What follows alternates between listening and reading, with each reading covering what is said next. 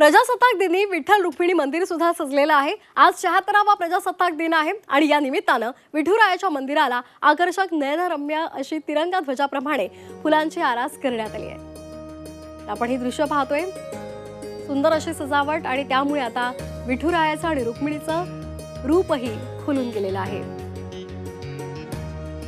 झेंडू, शेवंती, कामिनी अशा फुलांनी या मंदिराची सजावट करण्यात आलेली आहे। यासाठी 1 टन फुलांचा वापर करण्यात आलाय। फुलांनी या मंदिराचा गाभारा मनमोहक दिसतोय। ही सजावट पुण्यातील भाविक सचिन अण्णा चव्हाण यांनी केली आहे।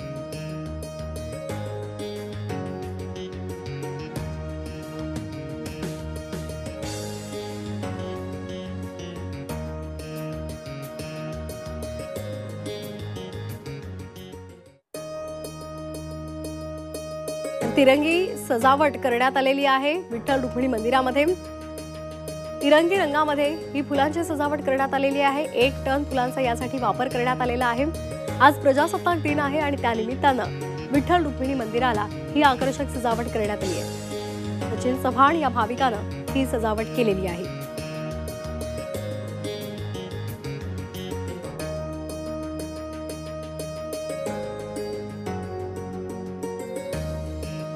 अनेक महत्त्वाच्या दिवशी आणि सणाच्या दिवशी विठ्ठल रुक्मिणी मंदिर सजवलं जातं। आज प्रजासत्ताक दिन आहे आणि त्या निमित्तानं तिरंगी फुलांची आरास या मंदिराला करण्यात आली आहे।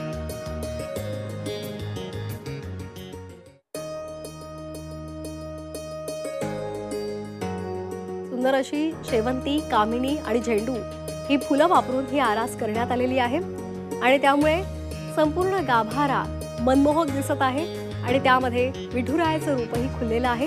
रुक्मिणी मातेचं रूपही खुललेलं आहे। तर तिथला आढावा घेतला आमचे प्रतिनिधी सचिन कसबे यांनी। पाहूया। आज भारतीय प्रजासत्ताक दिन आहे आणि त्या निमित्तानं पंढरपूरच्या श्री विठ्ठल रुक्मिणी मंदिरामध्ये आपण बघतोय की या संपूर्ण मंदिराला तिरंगा अशी फुलांची सुंदर सजावट करण्यात आलेली आहे। आज विठुरायाचं दर्शन घेण्यासाठी भाविक पंढरपूरमध्ये दाखल झालेले आहेत। आपण बघतोय हे विठुरायाचं सावळं सुंदर रूप आहे। विठुरायाच्या पोशाखातही तिरंगी शेल्याचा अत्यंत सुंदरपणे वापर करून हा पोशाखामध्ये तिरंगी रंगाचा वापर केलेला आहे। ही संपूर्ण सजावट पुण्यातील विठ्ठल भक्त सचिन अण्णा चव्हाण यांनी केलेली आहे। आपण त्यांच्याकडून जाणून घेऊया की या सजावटीसाठी कोणत्या फुलांचा वापर केलेला आहे, साधारणतः किती टन फुलं या सजावटीसाठी वापरलेली आहेत। जवळजवळ 1 टन फुलांचा वापर केलेला आहे। झेंडू आसन, कामिनी आसन, शेवंती आसन असा विविध प्रकारच्या फुलांचा वापर करून आपण ही सजावट केलेली आहे। कधीपासून ही सजावट तुम्ही करताय? जवळजवळ 10 वर्ष झालं आपण ही सजावट करतोय।